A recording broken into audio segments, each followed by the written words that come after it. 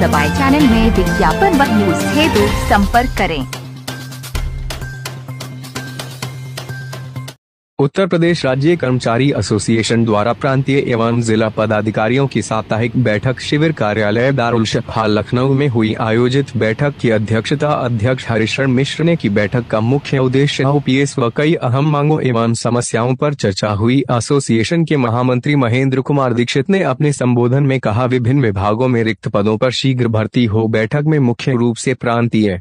उपाध्यक्ष नागेंद्र प्रताप कुशवाहा, लखनऊ जिला मंत्री राजेश साहू, संगठन मंत्री सुनील कपूर व कई पदाधिकारी उपस्थित रहे और सभी ने अपने अपने विचार रखे। जैसा कि उत्तर प्रदेश राज्य कर्मचारी एसोसिएशन की जो बैठक होती है, बैठक का क्या खास मुद्दा है? उत्तर प्रदेश राज्य कर्मचारी एसोसिएशन की साप्ताहिक बैठक प्रत्येक शुक्रवार को होती है सायं 6 बजे से 8 बजे तक, और हम लोग इस बैठक में सारे पदाधिकारियों के साथ बैठते हैं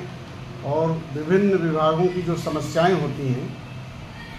उनको हम लोग शार्ट आउट करते हुए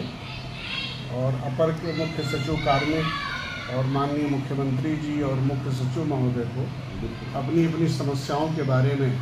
सब संकलित करते हुए, सारे विभागों की समस्याओं को संकलित करते हुए उत्तर प्रदेश राज्य कर्मचारी एसोसिएशन के शीर्ष लेटर पैड पर हम लोग ज्ञापन सौंपते हैं। इस समय हमारी जो प्रमुख समस्या है कि विभिन्न विभागों में पुरानी सेवाओं को जोड़कर पुरानी पेंशन का लाभ दिया जाना है। ये प्रकरण इस समय शीर्ष स्तर पर है और सारे विभागों में ऐसी समस्याएं बनी हुई हैं कि जो वर्ष 1990 या 1989, 1984 लगभग 30-35 वर्ष पहले से जो दैनिक वेतन और वर्क चार्ज के कर्मचारी काम कर रहे थे, लेकिन उनका विनियमितीकरण 2005 के बाद हुआ, जिससे कि वो सब पुराने कर्मचारी हैं, पूरा अपना जीवन उसी में सेवा काल में लगा दिया,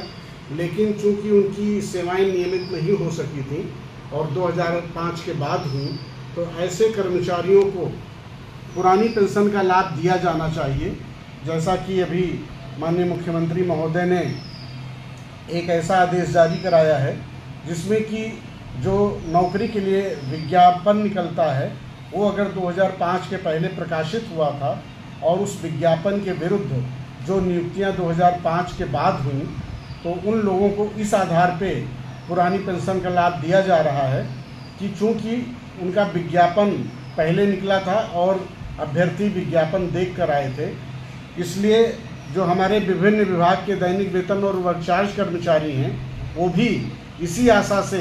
विभिन्न विभागों में दैनिक वेतन पर अपनी सेवाएं दे रहे थे कि आज नहीं तो कल सरकार हमारा विनियमितीकरण करेगी और उसके बाद सेवानिवृत्ति पर पुरानी पेंशन यानी जो भी पेंशन दे थी पहले वो पेंशन मिलेगी। लेकिन चूँकि विनियमितीकरण 2005 के बाद हुआ, इसलिए ये समस्या उत्पन्न हो गई। इन्हें पुरानी पेंशन के बजाय नई पेंशन के आधार पर इनके वेतन और भत्तों का निर्धारण हुआ, जिससे वो पुरानी पेंशन और नई पेंशन के बीच में जो नई पेंशन का शासनादेश हुआ वो बहुत विलंब से हुआ। जैसे कि विकास प्राधिकरणों में 2019 में हुआ और कई विभागों में 2018 में हुआ,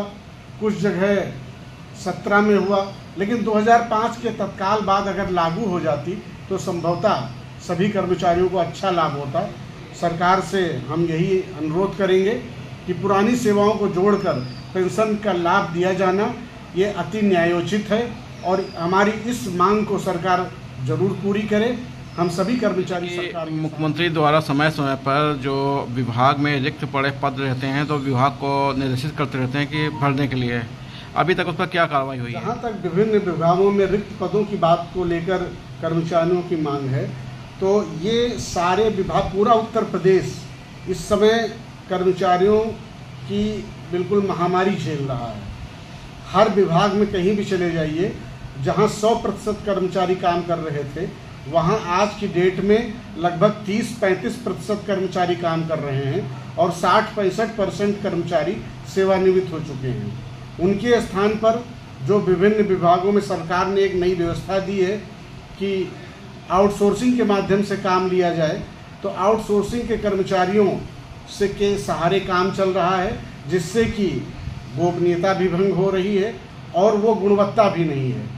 आउटसोर्सिंग का कर्मचारी वो अपने हिसाब से काम करता है, अपने ज्ञान के अनुसार, लेकिन जो एक चयनित कर्मचारी या किसी पद के विरुद्ध जो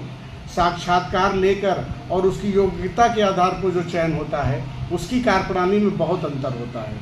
इसलिए पूरे प्रदेश में इस समय जो हमारे मुखिया हैं, उनको ये सोचना चाहिए कि जो हमारे विभिन्न विभागों में रिक्त पद पड़े हैं, तत्काल उसके भरा जाए। अन्यथा